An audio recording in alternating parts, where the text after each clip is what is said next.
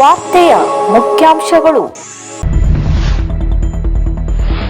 ರಾಷ್ಟ್ರಪತಿಯವರಿಂದ ಶಿರಸಿಯ ಅಕ್ಷಯ್ ಮೆಶಲ್ಕರ್ಗೆ ರಾಷ್ಟ್ರ ಪ್ರಶಸ್ತಿ.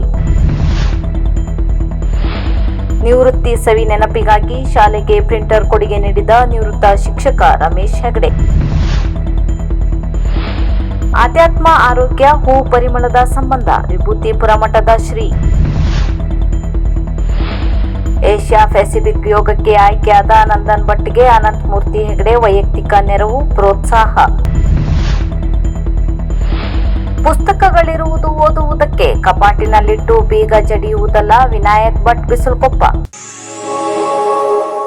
ತೆರಕನಹಳ್ಳಿ ಸರ್ಕಾರಿ ಹಿರಿಯ ಪ್ರಾಥಮಿಕ ಶಾಲೆ ತೆರಕನಹಳ್ಳಿಯಲ್ಲಿ ಇತ್ತೀಚೆಗೆ ವೃತ್ತಿ ವಿಶ್ರಾಂತರಾದ ಮುಖ್ಯ ಶಿಕ್ಷಕರಾದ ರಮೇಶ್ ಹೆಗಡೆ ಕೆರೆಕೋಣ ಇವರನ್ನು ಹಾರ್ದಿಕವಾಗಿ ಬೀಳ್ಕೊಡಲಾಯಿತು. ಶಾಲಾ ಶಿಕ್ಷಕರು, ಹಳೆಯ ವಿದ್ಯಾರ್ಥಿಗಳು, ಎಸ್ಟಿಎಂಸಿ ಹಾಗೂ ಪಾಲಕ ಪೋಷಕರು ಒಟ್ಟುಗೂಡಿ ಬೀಳ್ಕೊಡುಗೆ ಸಮಾರಂಭವನ್ನು ಏರ್ಪಡಿಸಿದರು. ನಿವೃತ್ತ ಶಿಕ್ಷಕ ರಮೇಶ್ ಹೆಗಡೆ ಅವರು ಮಾತನಾಡಿ, ದಂಪತಿಗಳನ್ನು ಗೌರವಾದರಗಳಿಂದ ಸನ್ಮಾನಿಸಿದ ಊರಿನ ಜನರ ಸುಸಂಸ್ಕೃತಿಯನ್ನು ಶ್ಲಾಘಿಸಿದರು. ತಮ್ಮಿಂದಾದಷ್ಟು ಸೇವಾ ಕಾರ್ಯ ನಿರ್ವಹಿಸಿದ ಆತ್ಮತೃಪ್ತಿ ತಮಗೆ ಇದೆ ಎಂದು ತಿಳಿಸಿದರು.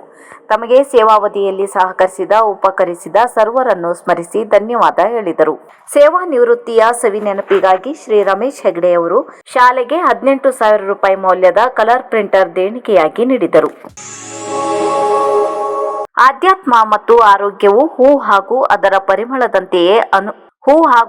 ಪರಿಮಳದಂತೆಯೇ ಅವಿನಾಭಾವ ಸಂಬಂಧ ಹೊಂದಿದೆ ಎಂದು ಬೆಂಗಳೂರಿನ ವಿಭೂತಿಪುರ ಮಠದ ಡಾಕ್ಟರ್ ಶ್ರೀ ಮಹತ್ತಲಿಂಗ ಶಿವಾಚಾರ್ಯ ಸ್ವಾಮೀಜಿ ಹೇಳಿದರು. ನಗರದ ಗಣೇಶ್ ನಗರದ ವೇದ ಆರೋಗ್ಯ ಕೇಂದ್ರದ ನಿಸರ್ಗ ಮನೆಯಲ್ಲಿ ಬುಧವಾರ ರಾತ್ರಿ ನಡೆದ ಗುರುವಂದನಾ ಹಾಗೂ ಸತ್ಸಂಗ ಕಾರ್ಯಕ್ರಮದಲ್ಲಿ ಸಾನ್ನಿಧ್ಯ ನೀಡಿ ಆಶೀರ್ವಚನ ನೀಡಿದರು. ಆಧ್ಯಾತ್ಮ ಎಂದರೆ ಸಂಸ್ಕಾರವನ್ನು ತೊರೆದು ಕಾಡಿಗೆ ಹೋಗುವುದಲ್ಲ, ಸದಾ ಬಾಹ್ಯ ವಿಷಯಗಳಾದ ಶಬ್ದ, ಸ್ಪರ್ಶ, ರೂಪ, ರಸ ಹಾಗೂ ಗಂಧದ ಕಡೆಗೆ ಓಡುವ ಮನಸ್ಸನ್ನು ಅಂತರಂಗದತ್ತ ತಿರುಗಿಸುವುದೇ ನಿಜವಾದ ಆಧ್ಯಾತ್ಮ ಎಂದು ಹೇಳಿದರು.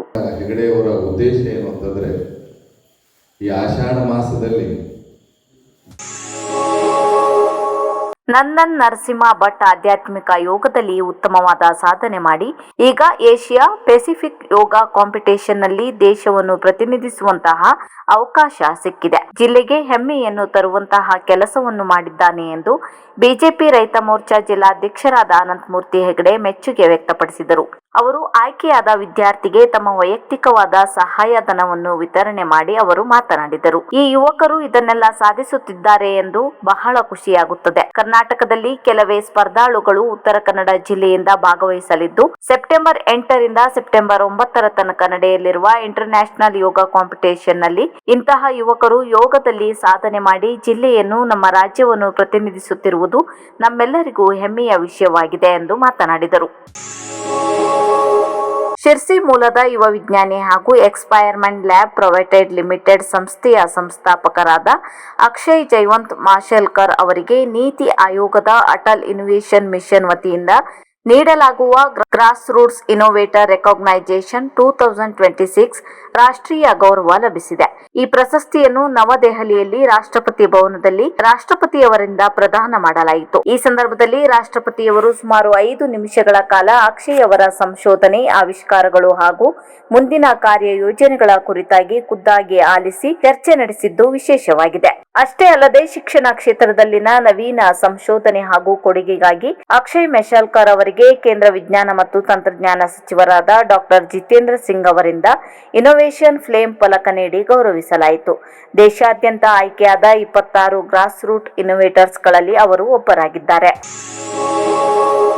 ಶಿರಸಿಯ ನೆಮ್ಮದಿ ಕುಟೀರದಲ್ಲಿ ಸಹ್ಯಾದ್ರಿ ಸಾಹಿತ್ಯ ಸಂಪದ ಮತ್ತು ಸಾಹಿತ್ಯ ಚಿಂತಕರ ಚಾವಡಿ ಹಾಗೂ ಕಲಾರಂಗ ಸಾಂಸ್ಕೃತಿಕ ವೇದಿಕೆ ಇವುಗಳ ಸಂಯುಕ್ತ ಆಶ್ರಯದಲ್ಲಿ ಬರಹಗಾರ ರಾಜು ನಾಯ್ಕ್ ಬಿಸಲಕೊಪ್ಪ ಅವರ ಕಥಾ ಸಂಕಲನ ಅಂತರಂಗ ಹೃದಯ ಮೃದಂಗ ಲೋಕಾರ್ಪಣೆಗೊಂಡಿತು. ಉದ್ಘಾಟನಾ ಸಮಾರಂಭದ ಅಧ್ಯಕ್ಷತೆಯನ್ನು ವಹಿಸಿದ ಹಿರಿಯ ಸಾಹಿತಿ ರಾಮಮೂರ್ತಿ ನಾಯಕ್ ಅಂಕೋಲ ಮಾತನಾಡಿ, ವಾಟ್ಸಪ್ ಸಾಹಿತ್ಯ ಗುಂಪುಗಳು ವಾಸ್ತವಿಕವಾಗಿ ದೂರದಲ್ಲಿದ್ದ ಕವಿ ಮನಸ್ಸುಗಳನ್ನು ಭಾವನಾತ್ಮಕವಾಗಿ ಹತ್ತಿರವಾಗಿಸುತ್ತವೆ. ವಿಭಿನ್ನ ವಿಚಾರಧಾರೆಗಳು ವಿನಿಮಯವಾಗುತ್ತದೆ ಎಂದು ಅಭಿಪ್ರಾಯಪಟ್ಟರು. ಬರಹಗಾರ ವಿನಾಯಕ್ ಭಟ್ ಬಿಸಲಕೊಪ್ಪ ಕಾರ್ಯಕ್ರಮವನ್ನು ಉದ್ಘಾಟಿಸಿ, ಸಿಕ್ಕಂತಹ ಅವಕಾಶ ಬಳಸಿಕೊಂಡು ಸಾಹಿತ್ಯದಲ್ಲಿ ಸಾಧನೆ ಮಾಡಿದ ರಾಜು ನಾಯ್ಕರು ಅಭಿನಂದನಾರ್ಹರು. ಪುಸ್ತಕಗಳಿದ್ದ ಕಪಾಟಿಗೆ ಬೀಗ ಜಡಿದರೆ ಶಾರದಾ ಮಾತೆಯನ್ನು ಬಂಧಿಸಿದಂತೆ ಮುಕ್ತವಾಗಿರಬೇಕು.